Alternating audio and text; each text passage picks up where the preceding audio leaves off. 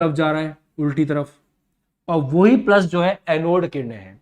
तो कैथोड किरणों का जन्म तो कैथोड से हो रहा है, परंतु एनोड किरणों का जन्म एनोड से नहीं हो रहा, एनोड और कैथोड के बीच में हो रहा है। ये बहुत ज्यादा जरूरी बात है जो आपको पता होनी चाहिए। आई बात समझ में? आगे बढ़े। जब इस विसर्जन नली का प्रयोग किए तो दाब कम करना चाहिए, तो मैंने बता ही दिया, ठीक है। नेक्स्ट, एनोड किरणें विद्युत और चुंबकीय क्षेत्र द्वारा विक्षेपित होती हैं, किंतु ये विक्षेपण कैथोड किरणों के विक्षेपण के विपरीत दिशा में होता है। अरे बहुत सिंपल बात है, ये तो हम ऐसे ही समझ जाएंगे, इसके लिए हमें कोई बहुत बड़ी चीज बताने की जरूरत नहीं। ये कैथोड है, ये एनोड है, खुद दिमाग लगाओ, एक ही बात में समझ में आएगा। जो कैथोड से इलेक्ट्रॉन निकल रहे हैं वो इलेक्ट्रॉन आपकी कैथोड किरणें हैं, सही बात है। यहां पे जो गैस के परमाणु हैं,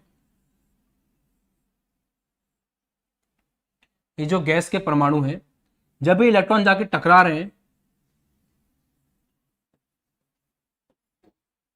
तो ये गैस के परमाणु जो प्लस बन रहे हैं, ये प्लस बन के इस तरफ जा रहे हैं, और यही आपके क्या है, एनोड किरणें हैं जो एनोड से आती हुई लग रही हैं। अब अगर आपने यहां पे विद्युत क्षेत्र लगाया, ऊपर प्लस और नीचे माइनस, अगर आपने ऐसे विद्युत क्षेत्र लगाया जो मैंने कल बताया था, तो इस प्लस की तरफ कौन सी किरणें भागेंगी, ये वाली, क्योंकि ये जो कैथोड किरणें वो नेगेटिव है, पॉजिटिव की तरफ भागेंगी। और ये जो एनोड किरणें हैं, जो गैस के आयन हैं, क्योंकि वो प्लस हैं तो वो माइनस की तरफ भागेंगे। इसलिए कह रहे हैं कि एनोड किरणें जो हैं विद्युत और चुंबकीय क्षेत्र द्वारा विक्षेपित होती हैं, परंतु इनका जो विक्षेपण है वो कैथोड किरणों के विक्षेपण के विपरीत दिशा में होता है। कैथोड किरणें इस तरफ विक्षेपित हो रही हैं क्योंकि कैथोड किरणें नेगेटिव हैं, तो वो पॉजिटिव की तरफ जाएंगी, परंतु जो पॉजिटिव आयन है वो नेगेटिव की तरफ जाएंगे। तो एनोड किरणें नीचे जाएंगे नेगेटिव की तरफ, और कैथोड किरणें ऊपर जाएंगी। तो दोनों का जो विक्षेपण है, एक का ऊपर है तो दोनों का विक्षेपण अलग दिशा में होगा। ये अगर ऊपर जाएगी तो वो वाली नीचे जाएगी, अगर ये ऊपर जाएगी तो वो वाली नीचे जाएगी, इस तरह से। आया बात समझ में? आई। नेक्स्ट पॉइंट, एनोड किरणों के अवयवी कण पर धन आवेश का मान विसर्जन नली में भरी हुई गैस की प्रकृति पर निर्भर करता है। ऑलरेडी मैंने आपको बता दिया था कि अगर आपने विसर्जन नली में हाइड्रोजन गैस ली होगी तो आपको H+ एनोड किरणों के रूप में मिलेगा। अगर आपने हीलियम लिया होगा तो हीलियम का जो प्लस है वो आपको एनोड किरणों के रूप में मिलेगा। तो जो भी गैस आप विसर्जन नली में भरोगे, उस गैस का जो आयन है वही आपको एनोड किरणों के रूप में प्राप्त होगा। जबकि कैथोड किरणों में ऐसा नहीं होता। कैथोड किरणों के अंदर कौन सी गैस भर रखी है अपन ने विसर्जन नली में, इससे किसी भी प्रकार का कोई भी फर्क नहीं पड़ता, क्योंकि वो तो सिंपल इलेक्ट्रॉन ही होता है। हालांकि ये पाया गया कि इसका आवेश इलेक्ट्रॉनों के आवेश का बहुगुणक है, परंतु धनात्मक चिन्ह वाला होता है। अतः एनोड किरणों के अवयवी कणों में 2-3 इकाई धनावेश हो सकते हैं, जो गैसीय परमाणु से निष्कासित इलेक्ट्रॉन की संख्या पर निर्भर करता है। कहने का मतलब यही है, जैसे हीलियम के अंदर से 2 इलेक्ट्रॉन बाहर निकल गए तो हीलियम के ऊपर कितना आवेश आ जाएगा, +2 आवेश आ जाएगा। मान लेते हैं आपके पास हाइड्रोजन गैस थी तो उसमें से 1 इलेक्ट्रॉन बाहर निकला तो उसके पास कितना प्लस आएगा, 1 प्लस आएगा। तो वही बात है कि कितना धनावेश है वो इस बात पर निर्भर कर रहा है कि कितने इलेक्ट्रॉन बाहर निकले। हीलियम जैसे परमाणु जो है वो अपने अंदर से 2 इलेक्ट्रॉन बाहर निकालते हैं तो उनके ऊपर 2 प्लस जाएगा। हाइड्रोजन जैसे तत्व जो है वो अपने अंदर से 1 इलेक्ट्रॉन बाहर निकालते हैं तो उनके अंदर से 1 प्लस आ जाएगा। सीधी सी बात है। आगे बढ़े। E/m का मान तो अलग अलग आएगा, सीधी सी बात है। E/m का मान तो अलग अलग आएगा। क्यों अलग अलग आएगा? क्योंकि अलग अलग गैसें लोगे तो उसके हिसाब से अलग अलग E/m का मान देखने को मिलेगा।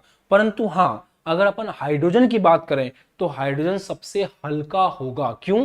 क्योंकि हाइड्रोजन के अंदर आपको पता है एक ही इलेक्ट्रॉन होता है और एक ही प्रोटॉन होता है। वो एक इलेक्ट्रॉन भी आपने बाहर निकाल दिया तो H+ के अंदर केवल और केवल एक प्रोटॉन है। इसका मतलब ये हुआ कि अगर आपको एक प्रोटॉन को ढूंढना है, अगर आपको एक प्रोटॉन के बारे में पता लगाना है, तो बेस्ट है कि आप H+ के बारे में बात करो। क्योंकि देखो, E/m का मान विसर्जन नली में भरी गैस पर निर्भर करता है, जबकि कैथोड किरणों में नहीं कर रहा था। जब नलिका में हाइड्रोजन गैस बढ़ते हैं तो इसका मान जो है वो आपको इस प्रकार प्राप्त होता है 9.5 इंटू 10⁴।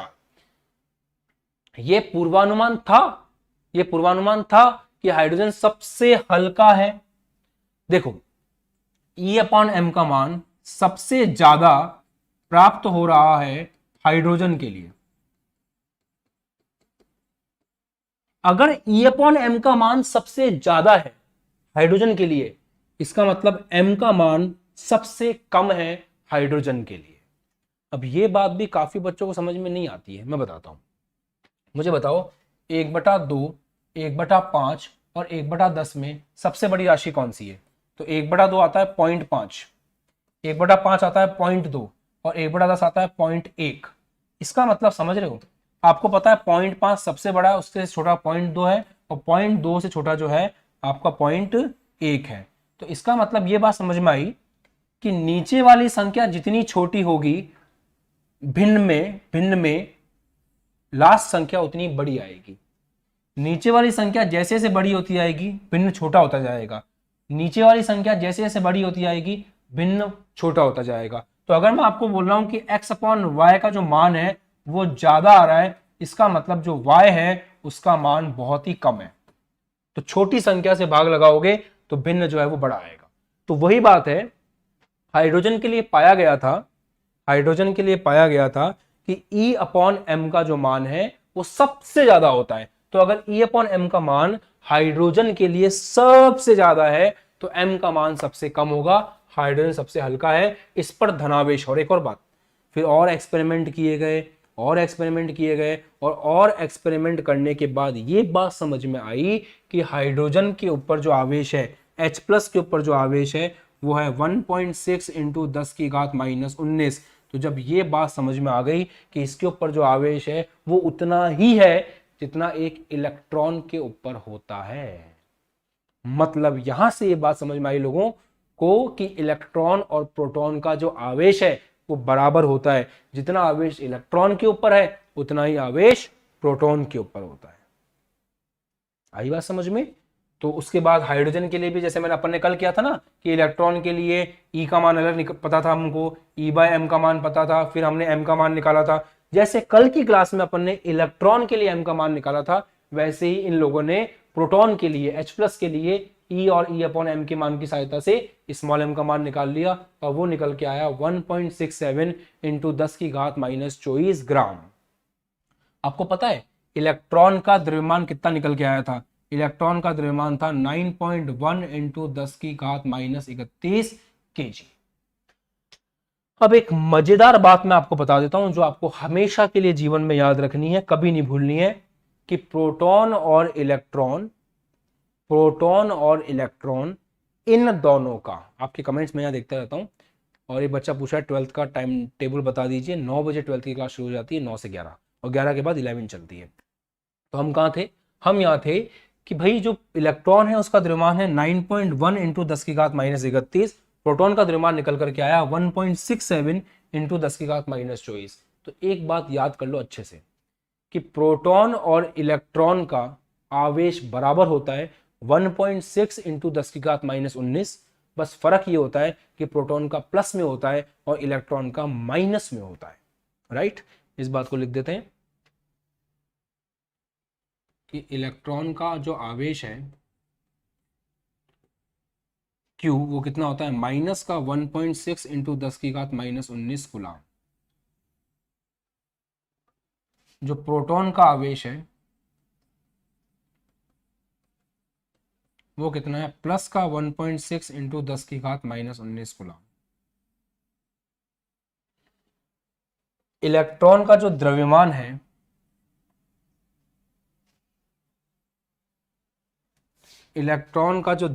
है वो है 9.1 इंटू 10⁻31 kg। और प्रोटॉन का जो द्रव्यमान है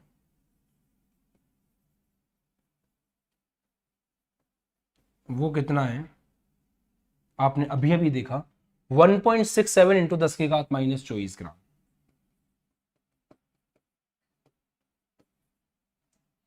अब एक बात याद रख पाओगे, एक बात याद रख लोगे जो मैं बताऊंगा आपको, कि इलेक्ट्रॉन प्रोटॉन का आवेश तो बराबर है, जितना आवेश प्रोटॉन का है उतना ही आवेश इलेक्ट्रॉन का है, बस फर्क